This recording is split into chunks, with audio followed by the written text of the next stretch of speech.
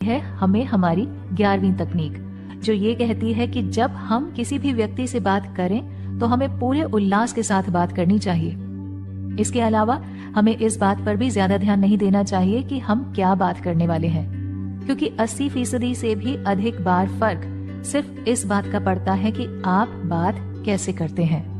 लोगों को बात करने के लिए कैसे आकर्षित करें। रूल नंबर 12, 13 और 14। आपने पार्टियों में अक्सर ऐसा देखा होगा कि कुछ लोग ऐसे दिखते हैं जिससे आप उनसे बात करने के लिए उत्सुक हो जाते हैं। उन व्यक्तियों के पहनावे को लेकर आप उनसे सवाल किए बिना नहीं रह पाते। हमारी अगली तकनीक भी कुछ ऐसी ही है। इस तकनीक का नाम है वो क्या है। सुनने में आपको ये थोड़ा अजीब लग सकता है, लेकिन हम आपको बता दें कि ये तकनीक हमेशा काम करती है। तो आइए जानते हैं वो क्या है तकनीक के बारे में। लेखिका कई बार जब पार्टियों में जाती हैं तो लोग उनसे अक्सर उनके गोल चश्मे के बारे में पूछते हैं। लोग उनसे ये सवाल पूछते हैं कि ये चश्मा उन्होंने कहाँ से लिया और इस डिजाइन का सुझाव उनको कहाँ से मिला। इस प्रकार आपको भी हमेशा कुछ ऐसा पहनना चाहिए जिससे लोग आपसे उस बारे में पूछने के लिए मजबूर हो जाएं। मान लीजिए कि आपने एक अच्छी गोल्फ टी शर्ट पहनी है और इससे दरअसल आप सामने वाले व्यक्ति को एक मौका देते हैं कि वो आपसे आकर पूछे कि आपकी शर्ट अच्छी है, क्या आप गोल्फ खेलते हैं।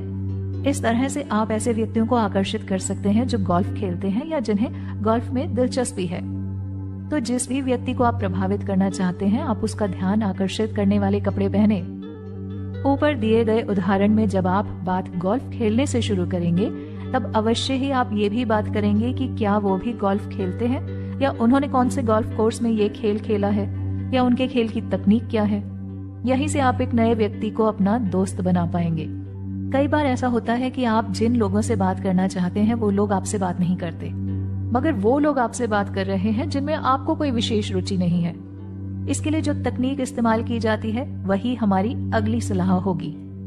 अगर आपका कोई परिचित व्यक्ति जो आपके पसंद के व्यक्ति को जानता हो तो आप उनसे कहिए कि वो आपकी उस व्यक्ति से पहचान कराएं। इसे वो कौन है तकनीक कहा जाता है, जिसमें आप किसी जान पहचान के व्यक्ति के जरिए अपनी पसंद के व्यक्ति से मुलाकात करते हैं। उसके बाद आप वो क्या है तकनीक का इस्तेमाल करके उस व्यक्ति से अपनी बातचीत को आगे बढ़ा सकते हैं।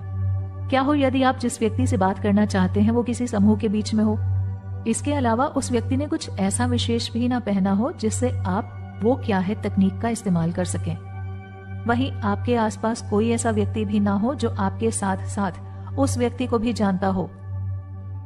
ऐसी स्थिति में आप वो कौन है तकनीक का इस्तेमाल नहीं कर पाएंगे।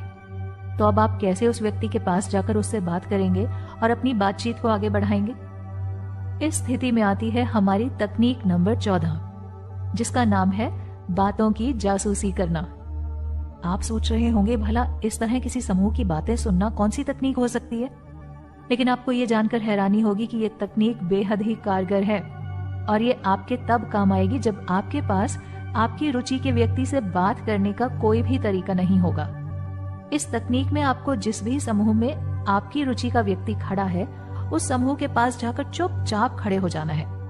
इसके साथ ही आपको उनकी बातें सुनने की कोशिश करनी है और ये जानना है कि वो किस विषय पर बात कर रहे हैं। जैसे ही आपको कोई ऐसा विषय सुनाई दे जिसमें आप सहज महसूस करते हो, तब आप तुरंत उस समूह की ओर मुड़कर ये कहें कि माफ कीजिएगा, मैं खुद को आप लोगों की बातें सुनने से रोक नहीं पाया।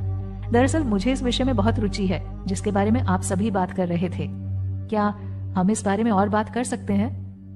इसी के साथ आप भी अब उस समूह का हिस्सा बन चुके हैं। अब आप अपनी रुचि के व्यक्ति के साथ समय व्यतीत करके उसके साथ अपनी बातचीत को आगे बढ़ा सकते हैं।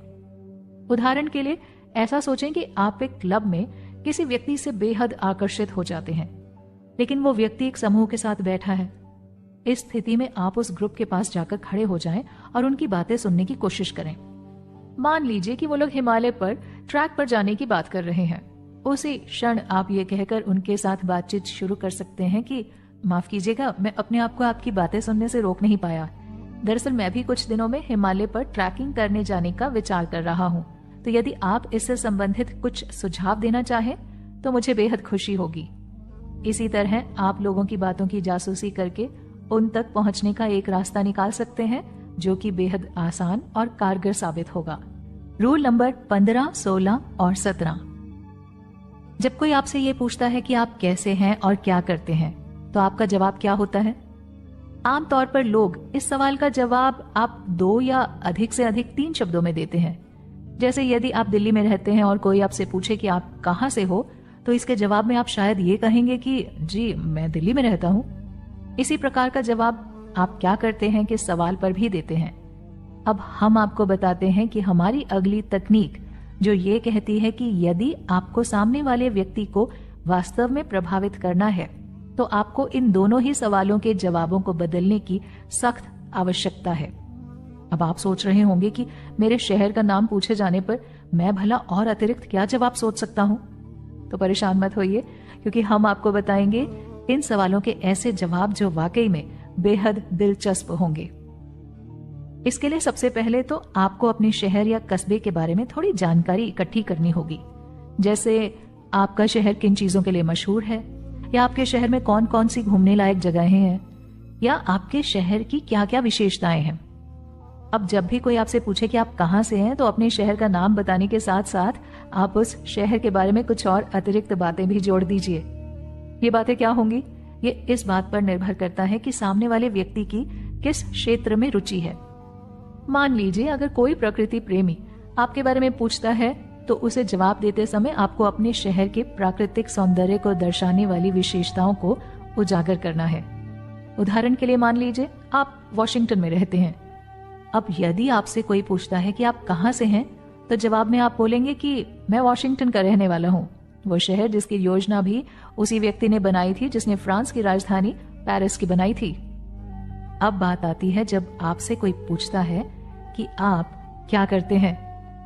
इस सवाल का जवाब हम अक्सर हमारे व्यवसाय या नौकरी के बारे में बताकर देते हैं। जैसे कि यदि कोई डॉक्टर है तो वो यही बताता है कि मैं एक डॉक्टर के तौर पर काम करता हूं।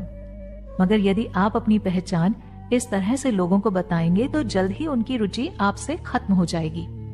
इसी तरह आपको यहाँ पर भी वैसी ही तकनीक का इस्तेमाल करना है जो आपने आप कहां से हो पूछने पर की थी।